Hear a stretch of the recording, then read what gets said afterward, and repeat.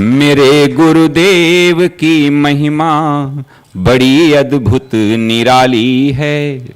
मेरे गुरुदेव की महिमा बड़ी अद्भुत निराली है भर जाती वो सब झोली जो जन्मों से ही खाली है भर जाती वो सब झोली जो जन्मों से ही खाली हैं। यहाँ तम की नहीं सत्ता, यहाँ हर दिन दिवाली है। यहाँ तम की नहीं सत्ता, यहाँ हर दिन दिवाली है। भराया लोक अंतर में, नजर में प्रेम लाली है।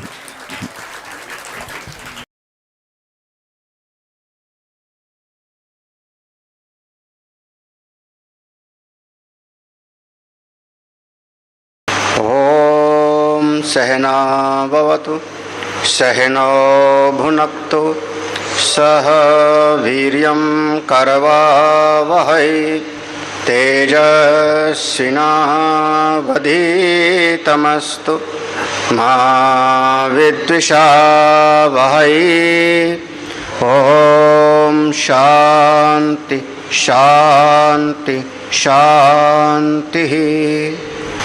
शंकरं शंकराचार्यं केशवं बादरायणं सूत्रभाष्यकृतौ वन्दे भगवन्तो पुनः पुनः।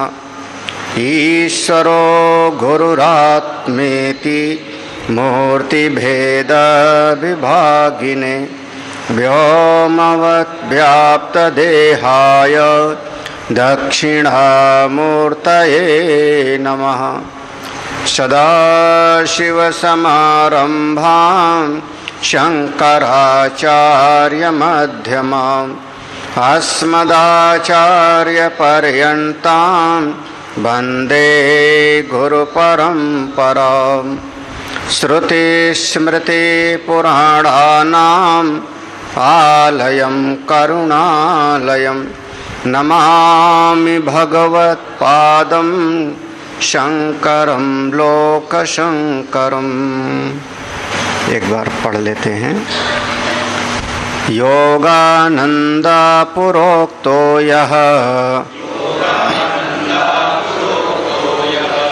स आत्मानन्दयिष्यताम् कथं ब्रह्मत्वमेतस्य सद्वयस्येति चेत् शृणु। आकाशात् स्वदेहान्तं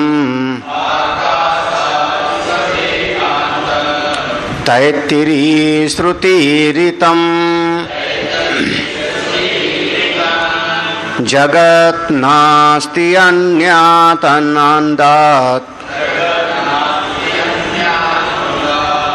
अद्वैत ब्रह्मता ततः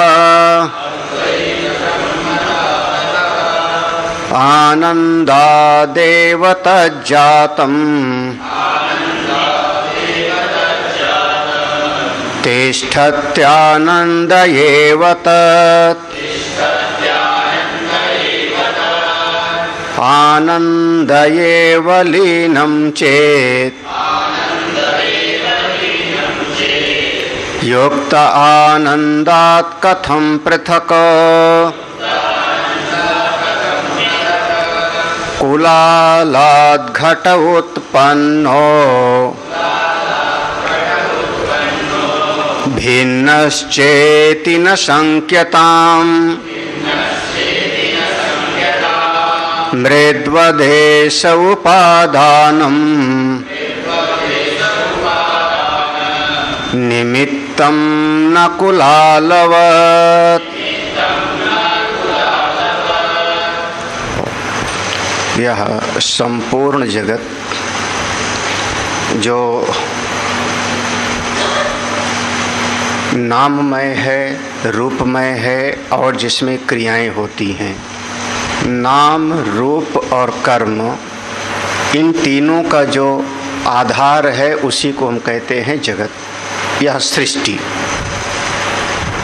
यह सारा का सारा जगत, नाम रूप कर्माख्य जगत कहाँ से पैदा हुआ, इसका मूल कारण कौन है, किससे स्थित है और किस में जाकर के ये समा जाएगा। इसी बात को आधार बना करके श्रुति भगवती ने इस तटस्थ लक्षण के माध्यम से ब्रह्म तत्व का निरूपण किया। ब्रह्म सूत्र में आएगा जन्माद्यस्य यतः, और मूल वाक्य होगा यतो वा इमानि भूतानि जायन्ते येन जातानि जीवन्ति। जहाँ से, अब हम नहीं कह रहे हैं कि वो कौन है, आत्मा की, ब्रह्म की, नारायण की, राम कृष्ण, हम नहीं कह रहे हैं, लेकिन जहाँ से, यतो, जहाँ से इमानि भूतानि, ये सारा का सारा जगत उत्पन्न होता है, जहाँ जिस तत्व के कारण सारा जगत स्थित है और जहाँ पर जाकर के लीन हो जाएगा, तद ब्रह्म, वही ब्रह्म है। हे सौम्य तद विजिज्ञासस्व, उसी को जानने की इच्छा करो, वही वास्तविक तत्व है। वह जो तत्व है ये तो उसका तटस्थ लक्षण के माध्यम से बताया, स्वरूप लक्षण के द्वारा उसी का निरूपण किया। सत्यम ज्ञान अनंतम ब्रह्म, वह सत्य स्वरूप है, ज्ञान स्वरूप है और अनंत आनंद स्वरूप है। ये उसका स्वरूप लक्षण हुआ, उसी से ये सारा जगत उत्पन्न हुआ। अब देखो, विचार करने का विषय यही है कि ब्रह्म का लक्षण किया, उस तत्व का लक्षण किया सत, चित और आनंद। तो सारा का सारा जगत सत से उत्पन्न हुआ, सत से उत्पन्न हुआ। और ये हमने बार बार सुना है कि कारण का गुण कार्य में हमेशा व्याप्त होता है, कारण का गुण ही कार्य में आके समाया होता है। चीनी से बना हुआ खिलौना मीठा होगा, नमक से बनी हुई गुड़िया भी वो नमकीन होगी। तो अगर वह तत्व सत स्वरूप है तो ये सारा जगत भी सत स्वरूप होना चाहिए ना। सत से बना तो जगत भी सत स्वरूप है। हमको दिखाई क्या पड़ता है, सब ये तो मरने वाला है, बदलने वाला है, विनाशी है, क्षण क्षण में नष्ट हो रहा है।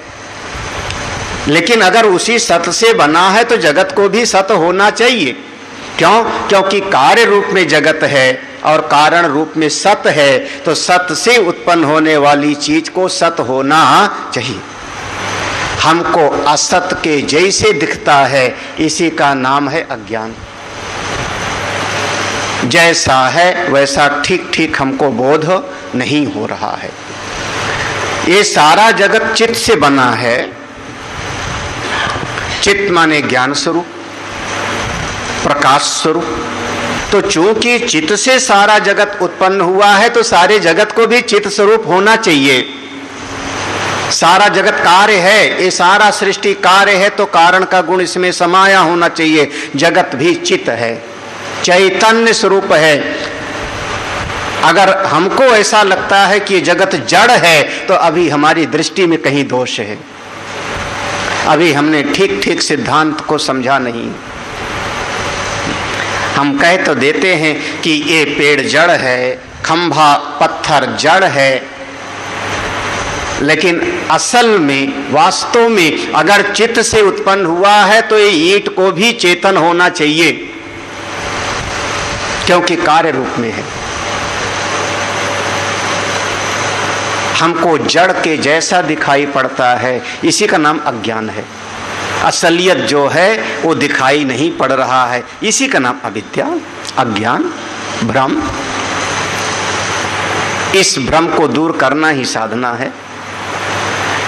जो तीसरे सिद्धांत पर बहुत जोर दिया, यह सारा का सारा जगत पैदा किससे हुआ? उस परमात्मा से, और परमात्मा का स्वरूप है आनंद। सृष्टि पैदा हुई आनंद से। अगर प्रकृति को भी मान लो कि उस परमेश्वर ने प्रकृति को धारण करके प्रकृति से जगत की उत्पत्ति किया, तो प्रकृति में भी दुख का नामो निशान नहीं है। प्रकृति में 3 गुण होंगे, सत्व गुण होगा, रजोगुण होगा, तमोगुण होगा। तीनों गुण की साम्य अवस्था का नाम प्रकृति है। प्रकृति में भी दुख नहीं है। 3 गुण हैं लेकिन दुख तो है नहीं। और ब्रह्म आनंद स्वरूप है, वहां पर भी दुख नहीं है। तो ना तो उस परमात्मा में दुख है, ना तो ईश्वर में दुख है, ना ही प्रकृति में दुख है। दुख आया कहां से? कहां से दुख आ जाता है? आनंदात एव तत् जातम। वास्तव में दुख कहां से निकला, अगर इस पर हम विचार करें तो आपके लिए बिल्कुल एक नई दृष्टि प्राप्त होगी ना। कहां से आया दुख? कहां से? जो कारण है वो कारण या तो आप परमात्मा को मानो, ब्रह्म को, ब्रह्म से उत्पन्न हुआ तो ब्रह्म में तो आनंद ही आनंद है, वो तो सच्चिदानंद है, तो वहां से दुख हो नहीं। जब कारण भी नहीं तो कार्य में कैसे आवेगा? प्रकृति को भी अगर मानो कि प्रकृति से पैदा हुआ तो प्रकृति 3 गुण वाली है, त्रिगुणात्मक है, लेकिन दुख वहां भी नहीं है। ईश्वर को भी अगर मानो तो ईश्वर में भी दुख नहीं है। हाँ, माया उपेत चेतन में भी दुख नहीं है, वो भी आनंद स्वरूप है। तो कारण में तो दुख है नहीं, नामो निशान नहीं है, और कार्य में हमको दिखाई पड़ता है सारा का सारा जगत दुखालयम अशाश्वतम। सारा जगत कैसा है? दुखमय है। क्यों दिख रहा है? क्यों जीव दुखी है? इसी का नाम है अज्ञान, अविद्या। है आनंद स्वरूप, है परमानंद स्वरूप, सुख स्वरूप, लेकिन हमारी अपनी बुद्धि की कमी के कारण हम ठीक नहीं समझ पा रहे हैं। हमारे भीतर कहीं ना कहीं अपेक्षाएं जुड़ जाती हैं, हमारे भीतर कामनाएं आ जाती हैं, हमारी चाह सामने आ जाती है, और हम अपनी ही कामनाओं से दुखी हैं। जगत में कहीं दुख का नामो निशान नहीं। तीसरा श्लोक था आनंदात येव तज्जातम। देखो यहां पर एवाकार लगाया, एवाकार, आनंदात एव। एवाकार माने आनंद से ही। वह तत्व सच्चिदानंद स्वरूप है, वहां के आनंद से ही ये सारा का सारा जगत उत्पन्न हुआ। तिष्ठति आनंद येव तत्व, ये सारा का सारा आनंद में ही स्थित है। सारा जगत आनंद में ही स्थित है। और आनंद येव लीनम चेत। देखो 3 बार जो है ये शब्द लगा रहे हैं। और कोई नहीं है। ये जगत की उत्पत्ति, स्थिति, प्रलय तीनों कौन है? आनंद ही है। तो आनंदात कथम पृथक। आनंद से सारा जगत अलग कैसे है जी? सारी सृष्टि तो तत्ववेत्ताओं के लिए आनंदमय है। इसी जगत में संसारी आदमी रो रहा है, दुखी है, विक्षिप्त है, परेशान है, और इसी जगत में मौज करें सत्संग। हाँ, सत्संग में आकर के तत्ववेत्ता लोग अपने आनंद में विराजमान हैं। अगला श्लोक पढ़ते हैं, चौथा श्लोक। कुलालाद घट उत्पन्नो भिन्नश्चेति न संख्यताम् मृद्वदेश उपादानम् निमित्तं न कुलालवत। एक शंका किया यहाँ पर। अब यहाँ पर एक शंका है। क्या शंका है? देखो यहाँ एक संशय है। क्या संशय है? कुलालाद घट उत्पन्न। जैसे कुलाल कहते हैं कुम्हार को, कुम्हार से घट की उत्पत्ति होती है। कुम्हार ने घड़े को बनाया, कुलालाद घट उत्पन्न, कुम्हार ने घट को बनाया। तो भिन्न, कुम्हार कैसा है? फिर घड़े से अलग है। कुम्हार ने बनाया और बना करके घड़े को किनारे रख दिया, तो अब हम थोड़े कह सकते हैं कि घड़े में कुम्हार घुसा हुआ है। आप ये नहीं कह सकते हो कि घड़ा कुम्हार से पैदा हुआ, कुम्हार में स्थित है और कुम्हार में ही घड़ा जाकर के लय हो जाएगा, ऐसा तो नहीं कह सकते हो। कुम्हार ने घट को बनाया और बना करके उसको अलग कर दिया। ऐसे ही उसने किसने, जिसको आप ब्रह्म कहते हो, सच्चिदानंद ब्रह्म, अगर हम ये मान लें कि उस आनंद स्वरूप ब्रह्म ने इस जगत को बनाया, बना के अलग कर दिया कुम्हार के जैसे, और खुद अलग है, तो खुद है आनंद में और जगत हो गया घड़े के जैसा अलग, तो घड़े के जैसा अलग हो गया, तो हम लोग यहाँ पर रो पीट रहे हैं। अगर ऐसी शंका हम करें तो ना संख्यताम, ये शंका उचित नहीं। देखो ये शंका बिल्कुल उचित नहीं है। इसलिए मृदवदेश उपादानम, मृदवदेश मृतवत, मिट्टी के जैसे जैसे इस घट की उत्पत्ति का उपादान कारण यह मिट्टी है, ऐसे सारे जगत का उपादान कारण भी वही है। निमित्तम न कुलालवत, जैसे घट का कारण कुलाल कुम्हार है निमित्त कारण, ऐसे केवल जगत का निमित्त कारण वो नहीं है। यहां पर वैशेषिक दर्शन का खंडन है। न्याय दर्शन जो है वो ईश्वर को बिल्कुल जगत से अलग मानता है, तो ऐसा मत समझ लेना, वो तत्व जगत से अलग नहीं है। वह हमारी भाषा में है अभिन्न निमित्त उपादान। तो उपादान कारण भी वही है और निमित्त कारण भी वही है, वो केवल निमित्त कारण मात्र नहीं है। इसलिए इस जगत में आनंद ही आनंद होना चाहिए। यहाँ पर जो प्रतिपाद्य विषय है वो ब्रह्मानंद है। प्रतिपाद्य विषय प्रकरण चल रहा है ब्रह्मानंद को, तो उस प्रतिपाद्य विषय को बिल्कुल पकड़ के रखना है। ये सारा जगत आनंदमय है, ये है प्रतिपाद्य विषय। यहाँ पर प्रकरण हो रहा है अद्वैतानंद का, तो सारा जगत आनंदमय है। ठीक है, उसने सृष्टि को बनाया, लेकिन केवल निमित्त कारण नहीं है कुम्हार के जैसे, वह निमित्त कारण भी है और उपादान कारण भी है। तो ईश्वर में भी दुख नहीं और जो उपादान है उस प्रकृति में भी दुख नहीं है। इसलिए इस जगत में दुख का नामो निशान नहीं। आप लोग दुखी तो नहीं हो ना? दुखी नहीं हो? अरे अभी यहाँ से निकलते सब दुखी हो जाओगे। हाँ, अभी इसका जो है निराकरण करना थोड़ा मुश्किल हो जाएगा।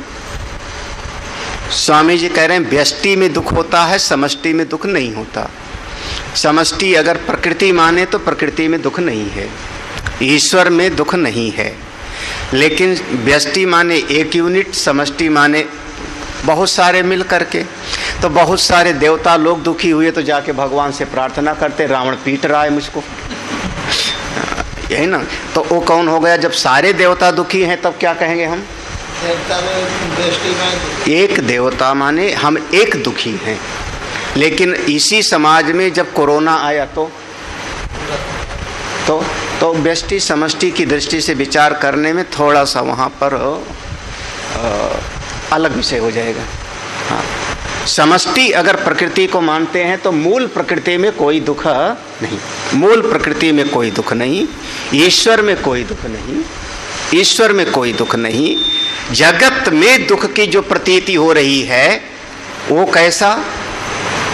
अज्ञान के कारण। अज्ञान जब तक है तब तक जीव दुखी है। चलो अगला ये श्लोक हो गया ना, ठीक ठाक समझ में आया? ये जगत का जो उपादान कारण भी वही है, निमित्त कारण भी वही है, केवल निमित्त कारण वो नहीं है। ना कुलालवत, कुम्हार के जैसे केवल निमित्त कारण उसको हो मत समझो कि उसने बनाया और बना करके अलग रख दिया। देखो, क्योंकि हमको दिखाई पड़ता है घड़ा कभी कुम्हार में जाके समाता नहीं।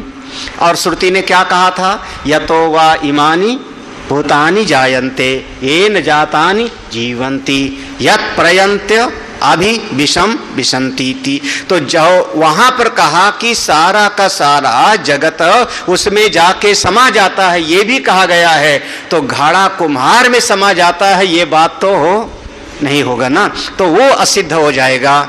इसलिए इस जगत का निमित्त कारण मात्र मत समझो ईश्वर को, जैसा न्यायिक लोग कहते हैं, इस जगत का उपादान कारण भी वही। अगला श्लोक इसी बात को कह रहे, स्थितिर्लयश्च कुंभस्य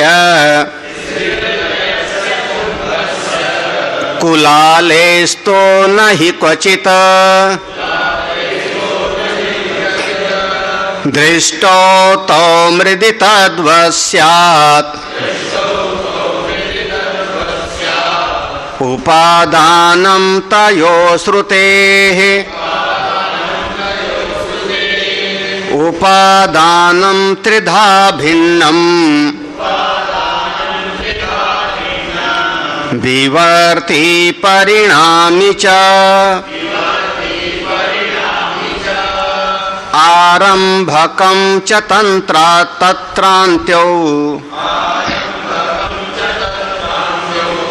नानिरंसेयो काशिनो। स्थिति लय ये दोनों देखो, अब इस श्लोक में उत्पत्ति शब्द नहीं होगा, उत्पत्ति वाला हो गया ना कि उससे पैदा हुआ। यहाँ कौन कौन आया? स्थिति और लय। तो स्थिति लयश्च कुंभस्य, घड़े की स्थिति और घड़े का विलय, ये दोनों कुलालेस, तो कुम्हार के अंदर होता हो ये कभी दिखाई नहीं पड़ता। कुम्हार ने घड़े का निर्माण किया, घड़े का निर्माण करके उसने बेच दिया। अब हम कहें कि कुम्हार के कारण घड़ा टिका हुआ है, तो ये बात सही नहीं। घड़ा टूट के कुम्हार में जाके लीन हो जाएगा, तो ये बात सही नहीं है, ऐसा दिखाई नहीं पड़ता। जबकि वेद भगवान ने कहा ये सारा जगत जो उत्पन्न हुआ उसी से और स्थित है तो उसी के कारण। येन जातानि जीवन्ति, और लय होगा तो जाएगा कहां पर? उसी में। तो ये बात कुम्हार में दिखाई नहीं पड़ती, घड़े और कुम्हार में। इसलिए यह सारा का सारा जगत जितना कुछ भी है, दृष्टौ तौ मृदि तत्वत्, कहां पर दिखाई पड़ता है? दोनों, दृष्टौ तौ दो वचन में, दोनों कौन? स्थिति और लय, दोनों कहां दिखाई पड़ता है घड़े का? मिट्टी में। मृदि मृदि दृष्टौ तो दोनों चीज, स्थिति और लय, ये दोनों दिखाई पड़ता है। कहां दिखाई पड़ रहा है? मृदि, मिट्टी में। तो घड़ा स्थित है मिट्टी के कारण, घड़ा टूट गया तो जाएगा कहां पर? मिट्टी में। तद्वत् स्यात्, उसी तरीके से पक्का कर लो ये सारे ब्रह्मांड का, अनंत कोटि ब्रह्मांड का उपादानम तयो श्रुते, उस श्रुति में, तयो श्रुति माने वो श्रुति में, वेद भगवान में जो वर्णन किया गया वहां पर यही कहा गया सारे जगत का वह उपादान कारण भी है, उपादान कारण भी है, उसी से उत्पन्न हुआ, उसी में स्थित है और उसी में जाके लय। अरे सब कुछ आनंद से पैदा हुआ, आनंद में स्थित है, आनंद में लय होगा। रोना मत, जो रोता है नासमझी के कारण। हाँ, रोया माने फंसा। हाँ, तो रोए आप तो क्या हुआ आपके जीवन में? तो ये आपके अज्ञान से निकला। हमारा सीधा सा कहना है, सृष्टि को बनाने वाला ब्रह्म, उसमें जरा भी दुख नहीं, ईश्वर उसमें जरा भी दुख नहीं। प्रकृति तीन गुणों की, तीन गुणों का वो समष्टि है, लेकिन उसमें भी दुख का नामो हो निशान नहीं। तो दुख निकला कहां से? कहां से आया दुख? दुख का कारण क्या खोजो? तो दुख का कारण बस एक लाइन में कहेंगे, आपकी पकड़, आपकी नासमझी, आपका अज्ञान। आप ठीक ठीक अभी समझे नहीं, ठीक ठीक नहीं समझे जगत को। ये जगत आनंद से पैदा हुआ, आनंद में स्थित है, आनंद में ही लीन होता है। वो आनंद को श्रुति भगवती ने कहा है यतो वा इमानि भूतानि। तो वो परमात्मा निमित्त कारण भी है और उपादान कारण भी है। अगर उसको उपादान कारण नहीं मानोगे न्याय के द्वारा, या जैसे किसी ने कहा परमेश्वर सातवें आसमान में है, उसने कहा सृष्टि बन जा तो बन गई। अगर उसको अभिन्न नहीं मानोगे तो वेद भगवान की वो दो पंक्तियां फिर पक्का नहीं होगा कि वह जो कहा ए न जातानि जीवंती यत् प्रयंत्य अभिविशन्ति, वो पक्का नहीं होगा। तो इसलिए ये जगत उसी परमात्मा से उत्पन्न हुआ। उपादान 3 प्रकार का होता है। उपादानम त्रिधा, उपादान 3 प्रकार का होता है। 6वां श्लोक, भिन्नम विवर्ति परिणाम च, एक कभी कभी उपादान होता है, उसको हम कहते हैं किसी कार्य का आरंभ करने वाला। किसी कार्य का आरंभ करने वाला जो होता है, जिस चीज से हम उसको आरंभ करते हैं, वो भी उपादान कारण कहलाया जाता है। जब किसी चीज को लेकर के एक नई चीज आप बनाते हो तो उसको हम कहते हैं आरंभवाद। एक ये बहुत बड़ा जो है विचार का विषय है आरंभवाद, यानी कुछ चीजों को लेकर के एक ऐसी चीज जो पूर्व में बिल्कुल नहीं है, पहले उसका प्राग भाव है, प्राग भाव है, पहले बिल्कुल नहीं है, उस चीज का निर्माण किया गया तो हम कहते हैं क्या हुआ, आरंभवाद। आरंभवाद, इसका नाम होगा आरंभवाद। अभी बताते हैं। पहले तो आप ये 3 प्रकार का उपादान आरंभवाद का। दूसरे कहते हैं वह वस्तु जो पहले है वही वस्तु किसी तरीके से उसमें परिवर्तन कर दिया गया, उसमें बदलाव कर दिया, उसी चीज में है वही चीज लेकिन उसमें थोड़ा सा बदलाव कर दिया, तो इसका नाम हो गया परिणामवाद। परिणामवाद में भी उपादान होता है, आरंभवाद में भी उपादान होता है। और तीसरा सिद्धांत है, उसको कहते हैं जो वस्तु बिल्कुल नहीं है वह वस्तु दिखाई पड़ने लगती है। रस्सी पर सर्प के जैसे, सर्प बिल्कुल नहीं है लेकिन वहां पर सर्प दिखाई पड़ रहा है। कहां पर, तो अगर रस्सी ना होती तो हमको सर्प दिखाई ही ना पड़ता। तो सर्प बुद्धि का जो उपादान कारण है कौन है, रज्जु। सर्प बुद्धि का उपादान कारण हमारे लिए बन रहा है इयम, यह जो सामने कुछ है वो रस्सी, तो इसका नाम हो गया विवर्त परिणाम। 3 हो गया, आरंभवाद, परिणामवाद और विवर्तवाद। तीनों का एक जरा से इसमें यही तीनों का कह दिया और एक शब्द कह दिया, ये 3 का तीनों जो है उस परमात्मा में संभव नहीं है। ना तो आरंभवाद से संभव है, ना परिणामवाद से, ना विवर्तवाद। क्यों कि निरंसे अवकाशिनो, निरंसे वह कौन है, निरअवयव है, निरंश है, उसमें अंश अंशी का भेद नहीं है। चलिए देखो समझना, एक तो न्याय और वैशेषिक दर्शन दोनों का सिद्धांत है। ये न्याय और वैशेषिक ये दोनों आरंभवादी हैं। वो कहते हैं ये सारा का सारा जगत बना किससे, अणु अणु से, हाँ, परमाणु से। अब इसको हम लोग कहते हैं, आप लोगों को शायद हमने कहीं बताया हो, सवेरे कमरे की खिड़की खोलो, सूर्योदय हुआ हो, सूर्योदय हुआ हो, कमरे की खिड़की खोलो और खिड़की से सूर्य की रोशनी जब अंदर आती है तो कमरे में थोड़ा अंधेरा है, अभी रोशनी आई तो उस सूर्य की जो रोशनी आती है उसमें आपको बहुत छोटे छोटे से उड़ते हुए दिखेंगे, बहुत छोटे छोटे। हाँ, वह जो छोटे छोटे से उड़ते दिखाई पड़ रहे हैं उसमें 3 मिला हुआ है जो आपको दिख रहा है, तब हमको नजर से दिखाई पड़ रहा है। उसको हम कह रहे हैं त्रस रेणु, त्रस रेणु। वो अगर उसको हम अलग अलग कर दें तो उसमें 2 हो जाएगा, तो 2 अणु। फिर उसको और अलग करें तो 1 अणु, 1 अणु हमको दिखाई नहीं पड़ता। वो जो सूर्य की रोशनी में हमको दिख रहा है छोटे छोटे छोटे तमाम तरह के, वो 3 मिल करके है, 3 यूनिट उसमें मिला हुआ है। हाँ, अगर तीनों को अलग अलग कर दें तो हमको अपनी इन नजरों से वो अणु दिखाई ही नहीं पड़ेगा। अब उसी को आप कह लो, उस एक अणु में उसको भी अलग करने की एक कोई कला हो, तोड़ दिया जावे, तो उसको नाम देंगे परमाणु, परम अणु। हमको कह रहे हैं 2 अणु मिलकर के भी दिख नहीं रहा है, एक अणु तो दिखेगा ही नहीं, अणु को तोड़ करके भी अगर हमने देखा तो नाम होगा परमाणु। उस एक इतने से परमाणु में इतनी सामर्थ्य है कि उसका विखंडन कर दिया जाए तो क्या होता है, सुना हुआ होगा आपने, परमाणु बम, जो भी है वो विज्ञान का विषय। अब ये छोटे छोटे अणु मिल करके, छोटे छोटे अणु मिल करके एक चीज ऐसी बन गई जो पहले वस्तु वो नहीं थी।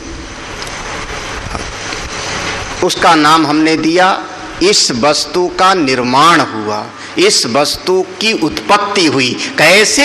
अनेकानेक अरबों खरबों छोटे छोटे अणु से मिलके। तो चूंकि इस वस्तु का निर्माण हुआ, अभी अभी ये वस्तु बनाई गई अणुओं से मिलकर के, तो इसको हम कहेंगे आरंभ हुआ, ये नई चीज बनी। अभी भी नहीं क्लियर हुआ? हाँ, अब और सरल समझो, मोटी भाषा है। एक पेंसिल से आप रेखा खींचो कागज पे, वो रेखा एक है, वो रेखा एक है या हजारों डॉट्स के सम्मिलन से दिख रहा है? हाँ, आप देखो ये कैसे समझा? हाँ, वो जो आपने पेंसिल से खींची, हमको रेखा दिखाई पड़ रही, असल में वहां पर रेखा नहीं है, वहां रेखा नहीं है, भ्रम है आपका। वहां पर छोटे छोटे छोटे छोटे लाखों की संख्या में वहां बिंदु हैं। जैसे जैसे आप खींचे तो बनता गया बिंदु, वो बिंदुओं के मेल से आपके सामने एक चीज दिखाई पड़ गई, उसका नाम हुआ रेखा। ये क्या है? कहते हैं रेखा का आरंभ हुआ। किससे? बिंदुओं के मिलने से। तो इसका नाम है आरंभवाद। और सरल करके समझा देता हूं, हम सोचते थे कि इतना सब समझ लोगे।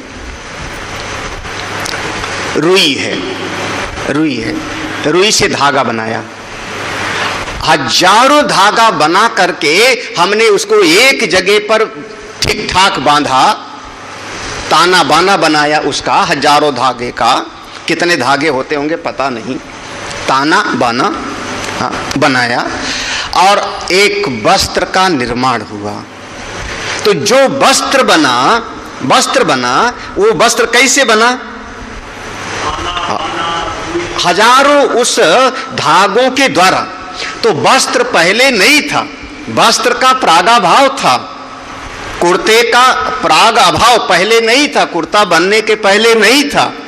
तो इस कुर्ते का निर्माण हुआ, एक कुर्ता बना। कैसे? हजारों धागों के मेल से। तो इसका नाम हो गया आरंभवाद, क्योंकि कुर्ता पहले नहीं था, अब कुर्ता एक नई उत्पत्ति है, कुर्ता एक नया चीज है जी।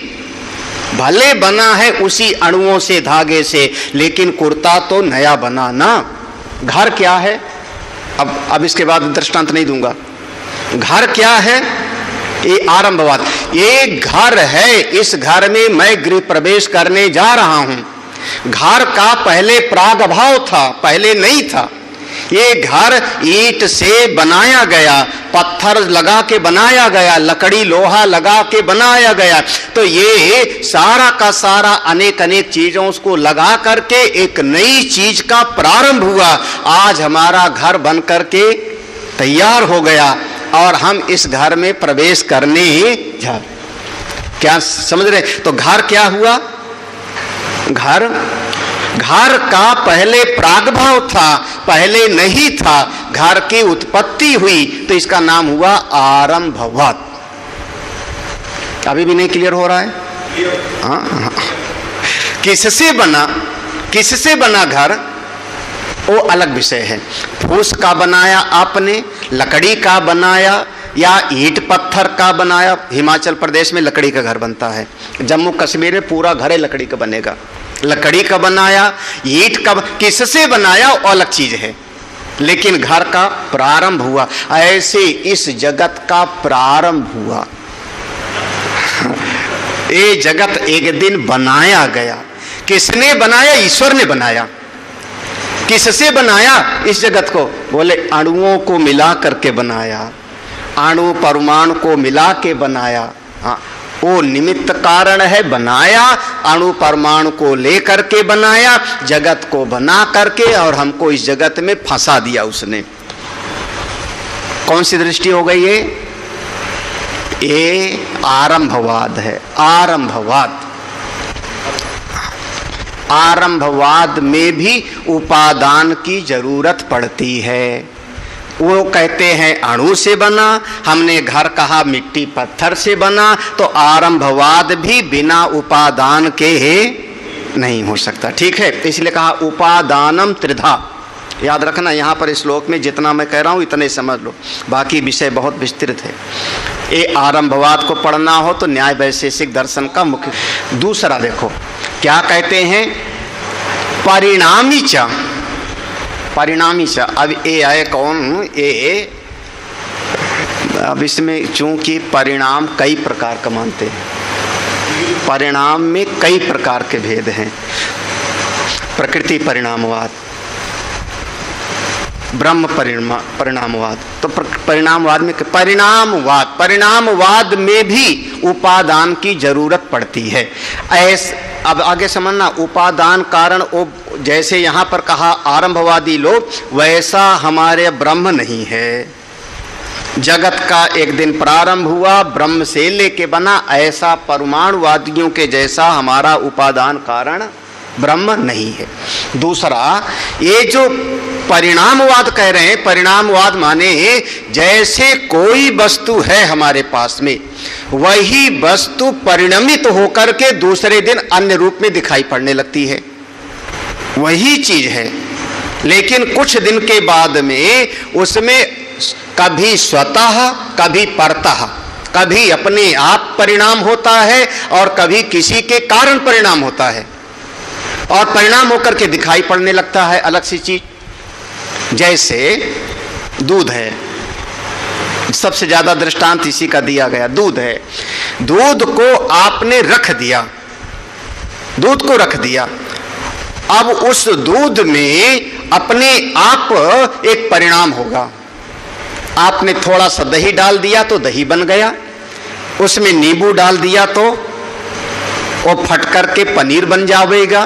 तो वो दूध स्वतः ही बदल करके अब हो गया क्या? दही। जब दही बन गया तो दूध से अलग नहीं है, बिल्कुल अलग नहीं है। इसको नाम दिया उन्होंने परिणामवाद।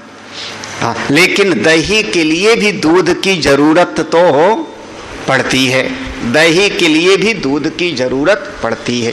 एक इसको कहते हैं परिणामवाद। जो श्रीमद् रामानुजाचार्य जी ने दिया वो परिणामवाद का दृष्टांत है, दूध दही नहीं देते। बड़ा विरोध है उनका, श्री संप्रदाय में बड़ा विरोध है। वो कहते हैं ना, ऐसे थोड़े हम कहते हैं जैसे तुम लोग बार बार कहते हो, हाँ ऐसा नहीं है। वो कहते हैं हमारा परिणाम कैसे है, हाँ, हमारा परिणाम कैसे है? जालु हिम उपल, जैसे पानी का परिणाम क्या है? बर्फ। हाँ, और उनका दृष्टांत है पानी ही है, पानी ही है, लेकिन वो अब बन गया कैसे? ठोस बन गया, आकार में बन गया, बर्फ के जैसे बन गया। जब बर्फ बन गया तो भी पानी है, नहीं बना था तो भी पानी था, और बर्फ पिघल जाएगा तो भी पानी हो जाएगा। तो इसीलिए उनको कहते हैं ब्रह्म परिणामवाद। वो ब्रह्म परिणाम में मानते हैं, वो ब्रह्म का ही परिणमन मानते हैं, ऐसा उनके यहाँ पर स्वीकार किया गया। तो जब परिणामवाद के कई भेद हैं, एक फिर अलग से कभी। परिणामवाद माने कोई वस्तु बदल करके किसी रूप में दिखाई पड़ने लगती है, खास करके सांख्य दर्शन और आपका मीमांसा दर्शन, ये दोनों इस बात पर स्वीकार करते। ये जगत क्या है? बोले परिणाम है। कुछ नहीं समझ में आ रहा? हाँ, आ रहा है। जगत, हाँ, ये सारा जगत परिणाम है। उन्होंने कहा प्रारंभ किया, एक दिन बनाया उसने। दूसरे ने कहा नहीं, ये प्रकृति अपने आप में परिणामित होकर के इस रूप में दिखाई पड़ रही है। अरे सीधा सा है, बीज बोया आपने, पेड़ बन गया कि नहीं? वो पेड़ क्या है? बोले परिणाम है। हाँ, बीज बोया आपने, उसका इतना बड़ा पेड़ बन गया जी। अरे परिणामवाद नहीं है क्या? बिल्कुल दिखाई पड़ता है। आप चुपचाप इतना बड़ा शरीर कैसे बन गया? आपने खाना खाया और खाना खाते खाते 6 किलो से 60 किलो हो गए। ये क्या है? अन्न का परिणाम है कि नहीं? अन्न खाते गए और उसका परिणाम ये है, बिल्कुल इतना बड़ा शरीर बन गया। परिणाम तो है, दिख रहा है। कैसा है? बोले देखो, दूध पियो तो बोले कैल्शियम मिलेगा, है ना। टमाटर खाओ तो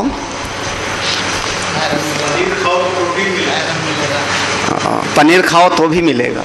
क्या होगा अब इसका? क्या है? परिणाम है। हाँ, इसका नाम है परिणामवाद। तीसरा, परिणामवाद के लिए भी उपादान चाहिए। देखो, परिणामवाद के लिए भी उपादान चाहिए। तो जैसे आरंभवाद के लिए जो उपादान कारण की जरूरत पड़ती है कोई टुकड़ा, वैसा इस जगत का उपादान कारण ब्रह्म नहीं है, क्योंकि ब्रह्म में कोई अवयव नहीं, निरंश अणु अणु मिलके बना हो ऐसा नहीं है। जैसे ये परिणामवाद वाले कहते हैं, परिणामवाद करे कि वो चीज परिणमित होकर के पैदा हो जाती है, ऐसे वो ब्रह्म का परिणाम नहीं है। ये जगत बदल नहीं गया है कि वो ब्रह्म में जैसे दूध का दही बन गया ऐसे वो बन गया। क्यों? परिणाम हमेशा होता है सा अवयव चीज में, वहां परिच्छिन्न चीज में परिणाम होता है। चलो एक दृष्टांत दे लें। अभी अभी हमने कहा जल में बर्फ, उन्होंने कहा जल में बर्फ। जल में बर्फ तब बनेगा जब बाहर आकाश होगा खाली ना, कुछ खाली जगह है और बर्फ बनने का कुछ हेतु बनेगा ना। क्या? शीतलता। अगर शीतलता नहीं होगी, ठंडा नहीं होगा तो जल बर्फ नहीं बनेगा। फिर जब बर्फ बनेगा तो थोड़ा ठोस हो जाएगा, जगह में थोड़ा, जब पानी है तो फैला है, बर्फ बनेगा तो ठोस होगा। तो वो आकाश के अंदर ही जल और बर्फ में परिवर्तन होता है। उस ब्रह्म में तो आकाश ही नहीं है, निरवकाश है। परिणामवाद भी कैसे होगा? कौन हेतु बनेगा? हाँ, जैसे जल का बर्फ बनने में हेतु क्या बना? तापमान। तापमान के कारण वह बर्फ बना। ऐसे ही अगर कहो कि वो ब्रह्म का परिणाम ये जगत है, तो ब्रह्म में इस जगत के बनने का हेतु क्या बनेगा? कैसे बनेगा? और एक अंश में बनेगा कि सर्वांश में बनेगा? ब्रह्म के एक अंश में सृष्टि बनेगी कि सारे अंश में बनेगी? एक अंश में। वाह वाह, नाम ले। अब वो न्याय दर्शन आ गया, अर्धजरती न्याय। अर्धजरती न्याय का याद आ गया। अब इसका एक शास्त्रीय शब्द है, एक देहाती गांव वाला है। हाँ, शास्त्रीय वाला सुनाऊं कि गांव वाला? हाँ, दोनों सुना दो। अर्धजरती न्याय ये ऐसा है कि जैसे कोई आदमी कहे हमारा आधा शरीर तो बुढ़ा हो गया, अर्धजरती, आधा शरीर बुढ़ा गया और आधा शरीर बिल्कुल जवान है। सही होगा क्या? बुढ़ा होगा तो पूरा, हाँ, और जवान होगा तो आधा शरीर बुढ़ा और आधा शरीर जवान, ऐसा संभव नहीं है। देहाती दृष्टांत है, मुर्गी रोज अंडा देती है, रोज अंडा देती है। हमने कहा हाँ बड़ा अच्छा है, बड़ी बढ़िया बात है, मुर्गी अंडा देती है। आज घर में कुछ खाने को नहीं है, अंडा तो कोई चुरा ले गया। बोले तब क्या करें? बोले ऐसा करते हैं ना, मुर्गी को काट करके आगे वाला हिस्सा पका लेते हैं, आधा, हाँ, काट करके आधे वाला पका लेते हैं और पीछे से अंडा रोज देती रहेगी। चलेगा? चलेगा। मुर्गी को आधा काट के पका लो, खा गए, और आधे से अंडा प्राप्त होता रहे, ऐसा संभव नहीं है। अर्धजरती न्याय बोल रहे उसके एक अंश में, हाँ, माने उसके एक अंश में सृष्टि बन गई और 3 अंश अलग रहा, मतलब क्या हो गया? बोले उसमें आपने भेद बुद्धि पैदा कर दिया। ये संभव नहीं। परिणामवाद की दृष्टि से भी वो निरंश में, निराकाश में संभव नहीं है। कहाँ परिणाम होगा तो कहाँ होगा? कहाँ होगा? ब्रह्म में कहाँ पर होगा? ब्रह्म का परिणाम ये संसार है, उन्होंने कह दिया। ब्रह्म में कहाँ परिणाम होगा? किस अवकाश में, किस जगह पर? पूरा ब्रह्म परिणामित हो गया, जमेगा नहीं। हाँ? एक अंश में परिणाम हुआ तो उसमें अंश का भेद सिद्ध नहीं होता, इसलिए ठीक नहीं है दोनों, ना तो आरंभवाद ना परिणाम। उपादान कारण तो वो है, लेकिन आरंभवाद भी नहीं है और परिणामवाद भी। तो तीसरा कौन सा है? विवर्त। हाँ, अब विवर्त बार बार सुने हो। हाँ, विपरीत वर्तते इत विवर्तत, उल्टा व्यवहार करे उसी का नाम है विवर्त। विपरीत, जैसा है वैसा ना दिखाई पड़े, उल्टा दिखाई पड़े, इसी का नाम होता है विवर्त महाराज। जैसा दिखाई पड़ रहा है वैसा है नहीं। क्या? सर्प दिखाई पड़ रहा है लेकिन वहां पर सर्प नहीं। जीवन में दुख का सबसे ज्यादा कारण विवर्त है। सबसे ज्यादा दुख का कारण विपरीत समझ है, उल्टी समझ। जो मेरा हितैषी नहीं है उसको आप हितैषी समझ लो, आपके जीवन में दुख होगा। जो दवा आपका भला नहीं करने वाली है उस दवा को आपने समझा कि इसको खा लें तो पेट का दर्द ठीक हो जाएगा, ये आपके दुख का कारण होगा, पक्का दुख का कारण होगा। क्या हो गया? आपकी भीतर उल्टी समझ, विवर्त। विवर्त माने विपरीत, इस यथार्थ के विपरीत, सत्य के विपरीत जब आप वर्तन करने लगते हो तो आपके जीवन में दुख का सृजन होता है। हाँ, जो हमारा बहुत अपना है उसको आप शत्रु के जैसे समझ लो। कितनी बार होता है ऐसा? कितनी बार? एक बार नहीं, अनेकानेक बार, अनेकानेक बार। दृष्टांत में आप समझ सकते हो।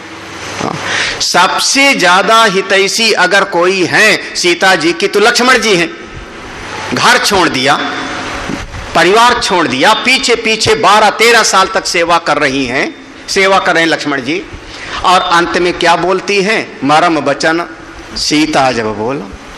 हाँ, मतलब क्या हुआ? हाँ, बाद में फिर माफी मांगती हैं। कब? हनुमान जी से कहती हैं, लक्ष्मण जी को हमने कुछ कह दिया था, माफी मांगना उनसे, ऐसे कहती हैं। हाँ, क्यों कहती हैं? क्योंकि आपने उस समय पर उल्टा समझा था। और बहुत बार आपके जीवन में एक समझना, आप किसकी बात को सही समझोगे? प्रमाण, प्रमाण बुद्धि हम लगता था, कल भी बोले थे। प्रमाण बुद्धि किस पर है? यहाँ पर श्रुति में प्रमाण बुद्धि किस पर है? यतो वा इमानि भूतानि जाए, इस श्रुति वाक्य को लेकर के पूरा विषय विचार है। यतो वा इमानि भूतानि जायन्ते येन जातानि जीवन्ति, है ना? ये प्रमाण वाक्य है। तो हमारा प्रमाण श्रुति पर है, हम विश्वास करते हैं शास्त्र और संत की बात पर। हाँ, अब कोई आदमी अगर कालीनेन कोई कथा सुनाता है तो उस पर विश्वास करोगे क्या? हाँ, कोई अज्ञानी आदमी ने कोई बात बता दिया तो उस पर विश्वास करोगे क्या? हाँ, कोई राजनीति वाला आदमी आके बता दिया तो उस पर विश्वास करोगे क्या? कोई संसार में स्वयं दुखी प्राणी, संसार में स्वयं दुख से ग्रस्त प्राणी आकर के कोई कह देवे हमको अमुक अमुक बात और उस पर आप भरोसा कर लो, तो क्या होगा? आपके जीवन में विवर्त हुआ, विवर्त हुआ। अरे किसी ने आकर एक, मान लो शास्त्र में तो भरा पड़ा है, पूरा का पूरा भरा पड़ा है। हाँ, मंथरा ने कैकेयी को क्या कहा? राम राजा बन जाएंगे, कौशल्या राजमाता बन जाएंगी, कौशल्या राजमाता बन जाएंगी तो तुमको जो है, हाँ, तुमको जो है वो जेल में डाल देंगे और चक्की पीसिंग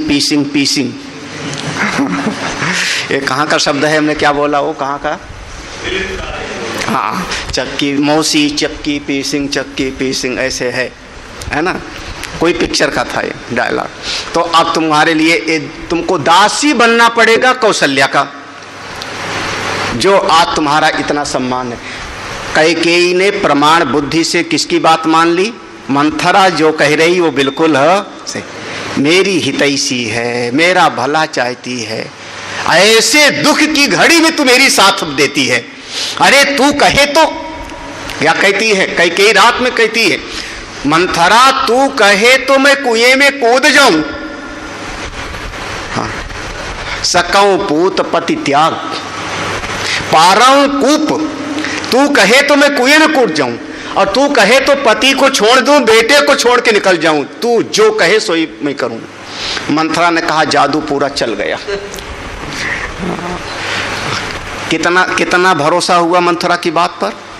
उस समय अगर कैकेयी के मन में जरा भी विचार शक्ति होती तो जाकर के वशिष्ठ जी से बात कर लेती, सुमंत्र जी से बात कर लेती। इसने कहा, मंथरा ने कहा 15 दिन से तैयारी हो रही है, यही कहा था ना, 15 दिन से नगर में तैयारी हो रही है।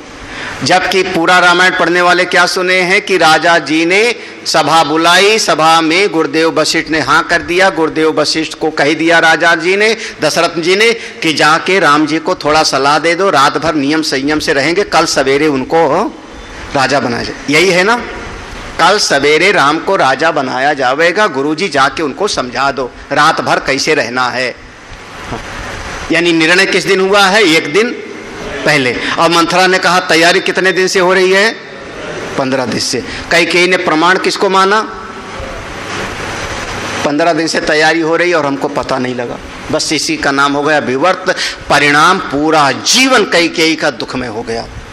1-2 दिन नहीं, राम के राजा बनने के बाद भी उसका दुख पूरा नहीं, समाप्त नहीं हुआ। क्यों? भरत कभी मां कहते नहीं थे। सबकी नजर में है, आप प्रमाण किसकी बात मानते हो? किसकी बात? अज्ञानी की? हाँ, चोर कोई बात कह दे तो उसकी बात प्रमाण मानोगे? चोर ने कहा, हाँ, ऐसे कई बार होता है। एक दिन अब वो कोई सवेरे उठा नहीं, कोई बच्चा विद्यार्थी है ना, अब सवेरे उठा नहीं। अब सवेरे उठा नहीं तो पाठ में आया नहीं, आरती में आया नहीं। हमने पूछा सवेरे काहे नहीं उठे, काहे नहीं उठे? तो उसने कहा वो दूसरा वाला भी नहीं उठा था।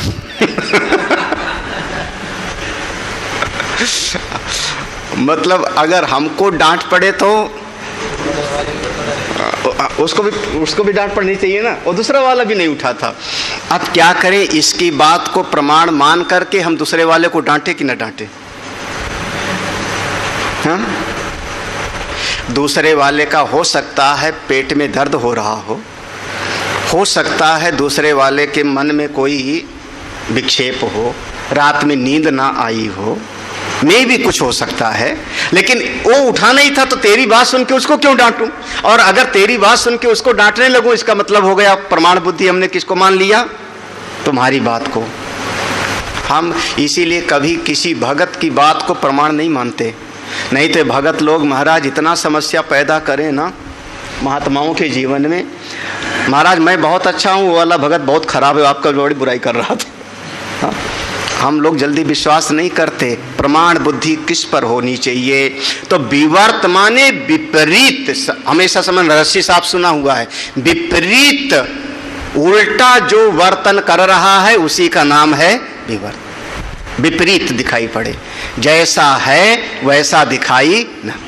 अभी जैसे हमने कहा सारा जगत विचार की कसौटी पे कसे तो आनंद से पैदा हुआ, आनंद में स्थित है, आनंद में ही लय होगा, तो जगत भी आनंदमय होना चाहिए। लेकिन विवर्त क्या हो रहा है? हमको दुखमय सृष्टि दिखाई। ये क्या है? विवर्त, दुखमय दिखाई पड़ रहा है। ये 3 प्रकार का जो है सृष्टि के निर्माण की प्रक्रिया हो सकती। विवर्त है या आरंभ है या परिणाम है। तीनों में उपादान की जरूरत पड़ती है, तीनों में उपादान की जरूरत पड़ती है। आरंभवाद में अणु परमाणु अनेक अनेक उसके पार्ट्स उपादान बनेंगे। परिणामवाद में वह तत्व ही बदल करके दूसरे रूप में आ गया, वो परिणाम, वो उपादान बनेगा। विवर्तवाद में अधिष्ठान को हम कहते हैं, वो उपादान है। जैसे सर्प के उत्पत्ति का कारण कौन बना? रस्सी, वो उपादान कारण बन गई। अब बताओ इस जगत का वो परमात्मा कौन सा उपादान कारण है? रस्सी के जैसे, दूध के जैसे, या अणु परमाणु के जैसे? उसका खंडन करेंगे। देखो, आरंभवादिनोऽन्यस्मात् अन्यस्योत्पत्तिमुचरे तन्तोपटस्य निष्पत्तेः भिन्नो तन्तुपटौ खलु। ये जो हमने पढ़ा दिया आरंभवाद का सूत्र है।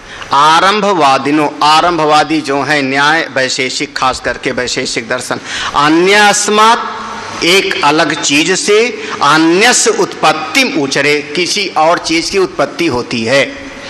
जैसे क्या? तंतो, धागे से, पटस्य निष्पत्ते, वस्त्र की उत्पत्ति हुई। तो धागा अलग चीज है, कुर्ता अलग चीज है, धागे से कुर्ता बना। ये आरंभवादी लोग ऐसा बात कहते हैं।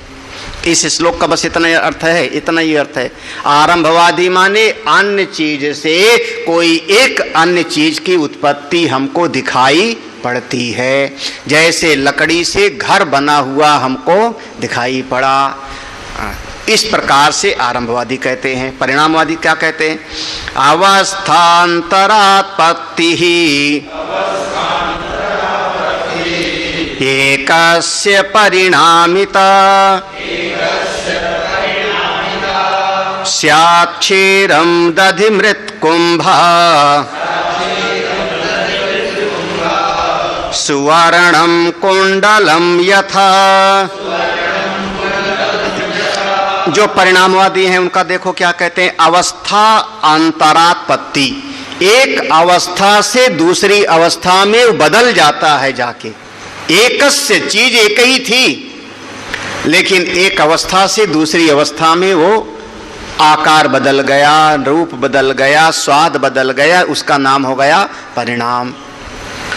एक दृष्टांत से काम नहीं चला। देखो, स्वयं आचार्य श्री ने कई दृष्टांत दे के समझाया। स्यात् कैसे होता है? क्षीरम दधि, जैसे दूध का बन गया दही। मृत्कुंभा, मिट्टी का बन गया घड़ा। सुवर्णम कुंडलम, सोने से बना कुंडल, आभूषण। ये तीनों क्या हो गया? परिणाम है, उस वस्तु पर का परिणाम है। अब यहाँ पर तीन दृष्टांत दिया। क्षीर दधि, इसको कहते हैं विकृति परिणाम, विकृति परिणाम। मृतकुंभा, उसमें विकार हो गया, अब वो दोबारा दूध नहीं बनेगा। मृतकुंभा, मिट्टी घड़ा बन गया, इसको कहते हैं अविकृति परिणाम। अविकृति परिणाम माने उसमें विकार नहीं हुआ, मिट्टी ज्यों की त्यों है। आप घड़ा टूट गया तो भी मिट्टी ज्यों की थी, अविकृति परिणाम। सुवर्णम कुंडलम यथा, ये परिणामवाद का दृष्टांत दे दिया। विवर्तवाद वाला दृष्टांत भी पढ़ी लो और फिर आगे कह देंगे तीनों ठीक नहीं है। अवस्थांतर भानम तो विवर्तो रज्जु सर्पवत् निरंसेप्यस्त्यसौ व्योम्नि तलमालिन्य कल्पनात्। देखो, अवस्था अंतर्भानम तो, एक अवस्था से दूसरी अवस्था में उसकी प्रतीति होने लगे। भानम माने दिखाई पड़ता है नहीं। अवस्थांतरम है वो कौन सी? रस्सी, और दिखाई क्या पड़ने लगा हमको? सर। दिखाई पड़ रहा है, रस्सी बदल नहीं गई है, रस्सी सांप नहीं बन गई है, लेकिन हमको प्रतीति हो रहा है कि वहां पर सर्प। इसका नाम है विवर्त, इसको हम कहते हैं विवर्त। कैसे? रज्जु सर्पवत, जहां पर प्रतीति होने लगती है उसको हम कहते हैं विवर्त। लेकिन एक बात है, निरंसे अपि अस्ति असौ, अरे भाई एक बात तो है कि यह जो विवर्त है, विवर्त ये निरअवयव वस्तु में भी हो सकता है। आप कह दो कि रस्सी तो इतनी गोल गोल सी है, रस्सी गोल गोल सी है, इतनी बड़ी है, तो उसमें हमने सांप देख लिया, ठीक है ना, इतनी बड़ी बड़ी सी। घड़े में रस्सी देखो तो घड़े में तो रस्सी नहीं, वो सांप नहीं दिखाई पड़ेगा ना, सादृश्य होना चाहिए ना। रस्सी गोल सी है, सांप भी गोल गोल होता है, और रस्सी इतनी मोटी है, इतनी लंबी है, तो उस पर हमने सांप को देखा। तो क्या ब्रह्म भी ऐसे अवयव वाला है, गोल गोल सा, लंबा लंबा सा? बोले नहीं भैया, आकाश का कौन सा आकार है? निरअवयव वस्तु में भी कल्पना हो सकती है। विवर्तवाद सा अवयव में भी दिखाई पड़ता है और निरअवयव में भी दिखाई पड़ता है। सा अवयव में विवर्त हुआ रस्सी पर सर्प, और निरअवयव में आकाश का कोई अंग नहीं, फिर भी उस पर हमने देखा क्या? नीलापन। ये हो गया निरअवयव पर विवर्त। ये दोनों प्रकार का विवर्त हो सकता है। तो तीन प्रकार से उत्पत्ति का प्रक्रिया माना। उपादान कारण, आरंभवाद, परिणामवाद और विवर्त। ये सब विषय पूर्व में सब पढ़ाया जाता है, यहाँ पर संक्षेप में ही समझते जाओ।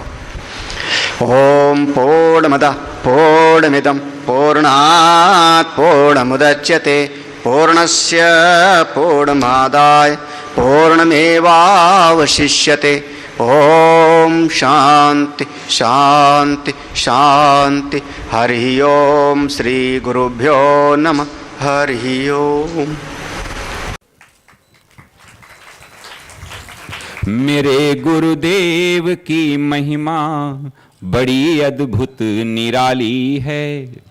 मेरे गुरुदेव की महिमा बड़ी अद्भुत निराली है भर जाती वो सब झोली जो जन्मों से ही खाली है भर जाती वो सब झोली जो जन्मों से ही खाली हैं।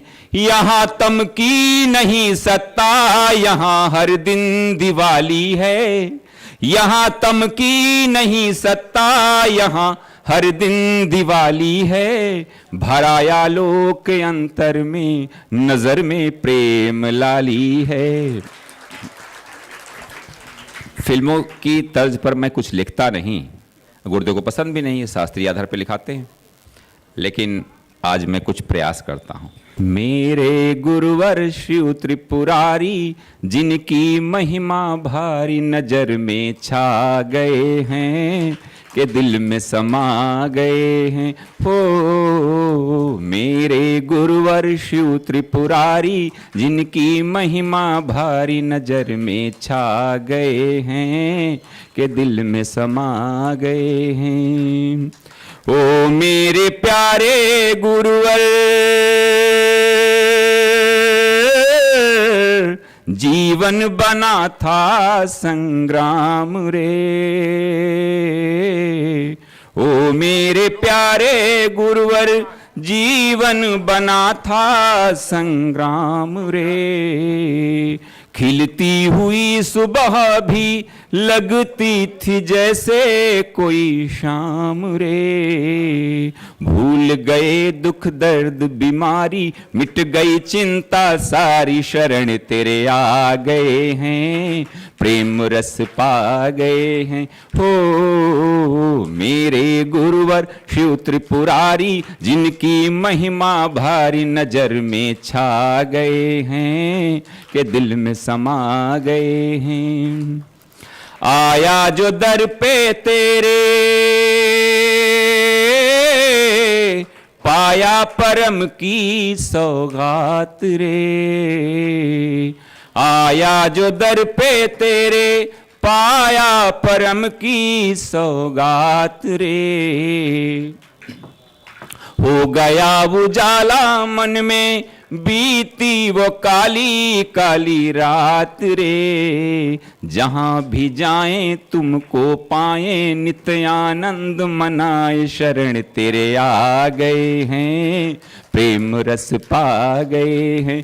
गुरुवर की करुणा कृपा, मिट गए सब दुख द्वंद, धन्य धन्य तुम धन्य हो मेरे सद्गुरु अभया।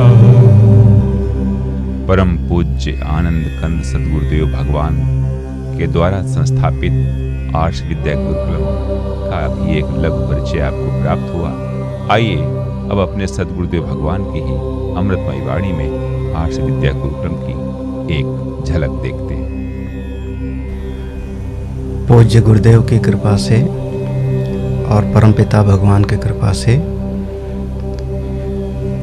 मन के भीतर एक भाव पैदा हुआ कि समस्त जीवों का हित हो, साधना के मार्ग पर सभी लोग अपने आगे बढ़ें। जो जीवन का परम प्रयोजन है, आत्यंतिक सुख की प्राप्ति और पूरी तरह से जीवन में से दुख की निवृत्ति, इसी उद्देश्य को लेकर के यह श्री शौनक आर्ष विद्या प्रन्यास नाम का एक संस्था गठित की गई सन 2002 में, जिसके अंतर्गत ये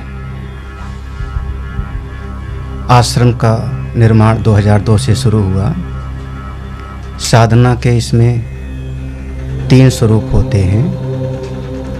कर्म के मार्ग में साधना हो, इसके लिए यज्ञशाला का निर्माण किया गया। हमारा मन भगवान के साथ में जुड़े, भाव के साथ में भक्ति करें, इसके लिए दक्षिणामूर्तेश्वर भगवान शिव की स्थापना की गई। और मनुष्य के जीवन में बहुत सारी समस्याएं उसके अज्ञान से आती हैं, भ्रम से आती हैं। तो हमारी बुद्धि भी ठीक हो, समझदार हो, विचारवान हो, इसके लिए सत्संग हाल का निर्माण हुआ, जिसमें लगातार सुबह और शाम दोनों समय श्रीमद् भगवद गीता, उपनिषद, वेद और सभी पुराणों का आधार लेकर के सत्संग किया जाता है, जिसके माध्यम से जीवों का प्रगति हो, विकास हो। आश्रम की विधा में एक गौशाला का भी निर्माण किया गया वर्तमान में, जिसमें लगभग 35 छोटी बड़ी गौवें हैं। जब तक कोई भी व्यक्ति भारतीय संस्कृति में संस्कृत विद्या को, संस्कृत भाषा को नहीं समझेगा, तब तक शास्त्र में और वेद में प्रवेश नहीं होगा। इसलिए बच्चों से ही यह संस्कार आगे बढ़े, इसके लिए संस्कृत पाठशाला बनाई गई, जिसमें संस्कृत विद्या का ज्ञान प्रदान किया जाता है।